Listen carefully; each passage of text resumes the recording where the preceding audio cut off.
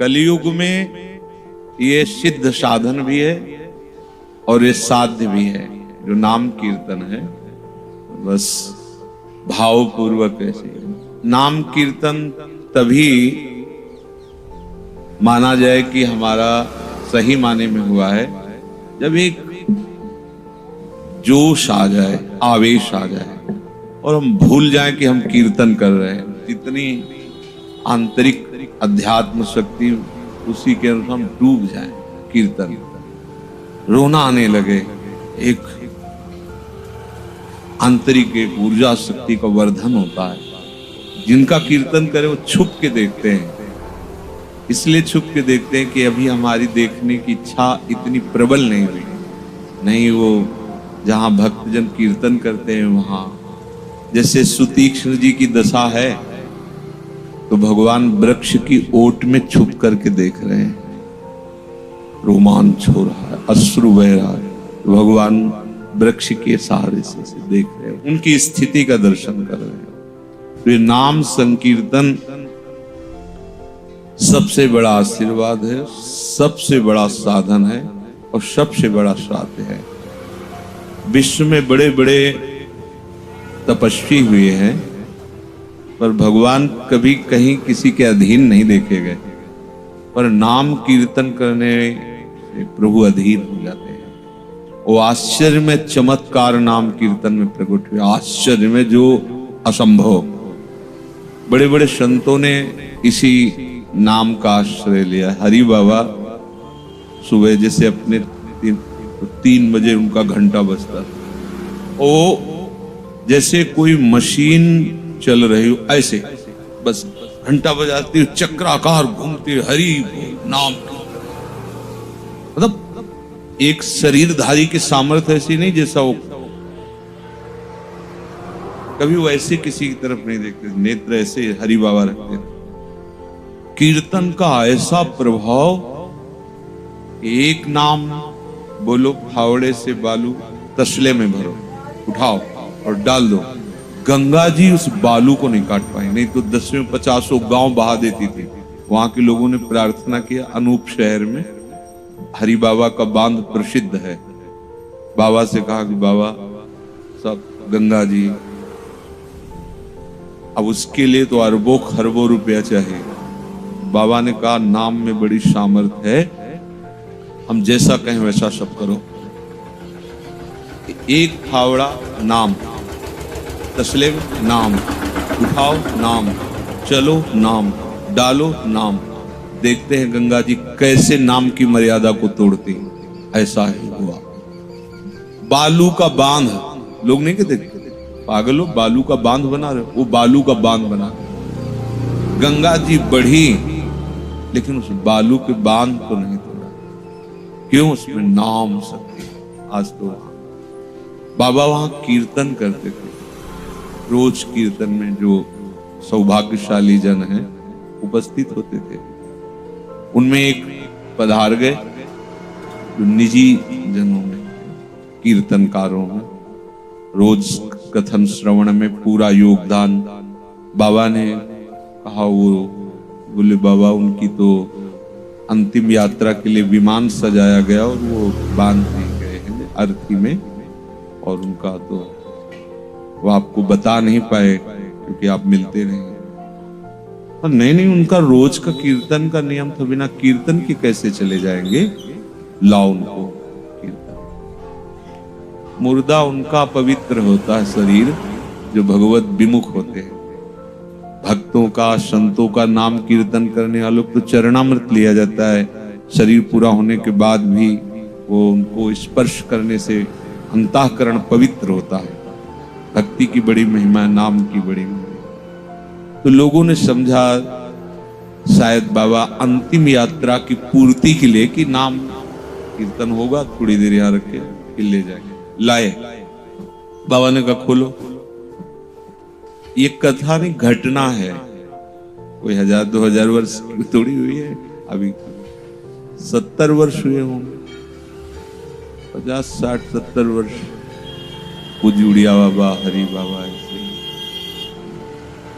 खुला गया, ऐसे बाबा ने कर्तुम अकर्तुम अन्यथा कर्तुम सर्व समर्था सा ईश्वरा। जो सब कुछ करने में समर्थ है, ऐसा हो सकता है, वो भी हो सकता है, ऐसा बिल्कुल नहीं हो सकता, वो भी हो सकता है। जैसे गरुण जी बड़े बड़े हजार हजार फण वालों को ऐसे ही आहार कर लेते हैं, ये तो हो सकता है। और ये नहीं हो सकता कि सांप का बच्चा गरुण को खा जाए, लेकिन भगवान चाहे तो सांप का बच्चा गरुण को लील जाए।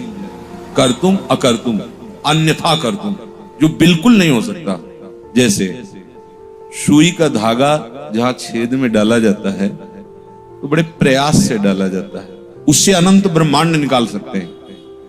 उतने छोटे छेद से अनंत ब्रह्मांड पार। कर्तुम अकर्तुम अन्यथा कर्तुम सर्व समर्था सा ईश्वरा।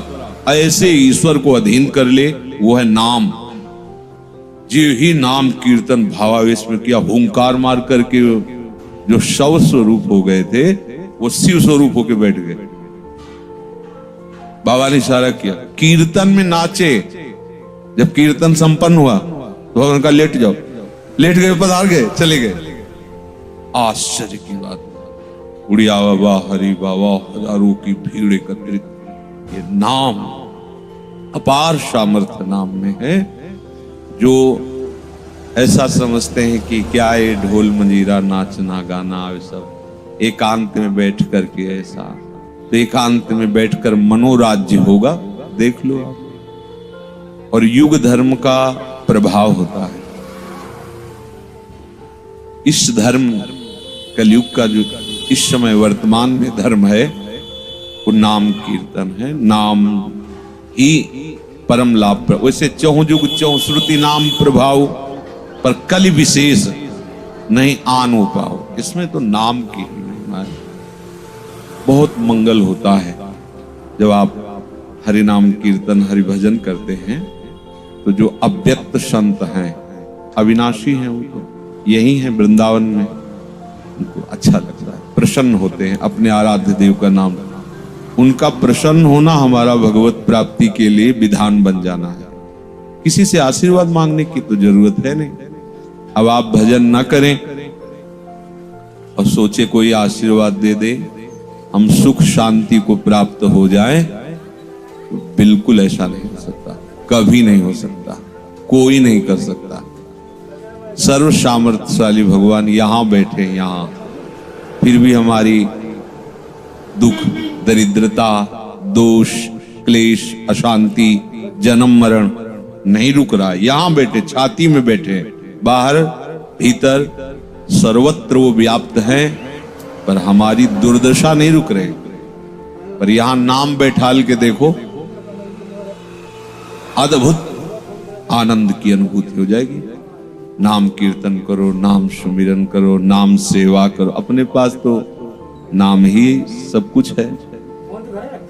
नाम कीर्तन करने से जिन जिन के कान में नाम का वो स्वर पड़ता है वो निष्पाप होते हैं, और उनके हृदय में बैठे हुए भगवान की कृपा आपका आध्यात्मिक उत्थान करती है। बहुत बड़ा लाभ होता है। यदि नाम कीर्तन करके दूसरे से वाहवाही या कुछ प्राप्त करने की आकांक्षा ना हो, नाम कीर्तन केवल जगत मंगल के लिए, ये सब जगत ही है, जगत मंगल के लिए, भगवत प्रसन्नता के लिए, तो इससे बड़ा कोई साधन नहीं, और यही साध्य है। नाम कीर्तन जड़ चैतन्य सबको भगवत स्वरूप प्रदान करता है। जैसे कहा गया कि भगवत प्राप्ति करने का अधिकार केवल मनुष्य शरीर को है। नाम कीर्तन एक ऐसा है कि अगर कुत्ते के कान में नाम पड़ रहा है तो अन्य साधन किए बिना वो भगवत प्राप्त हो जाएगा। बहुत से प्रसंग आते हैं कि वो वैश्या है पर वो अपने सुख को नाम बुलवाती है, तो वो बुलवाने के कारण वो परम गति को प्राप्त हुई, और बोलने के कारण वो सुख परम गति को प्राप्त हुआ।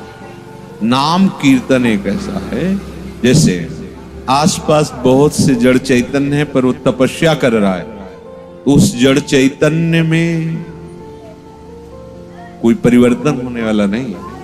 लेकिन यदि वो नाम कीर्तन कर रहा है जोर से नाम, तो जड़ चैतन्य भी भगवत स्वरूप को प्राप्त हो जाए। जिस नाम की महिमा अपार है।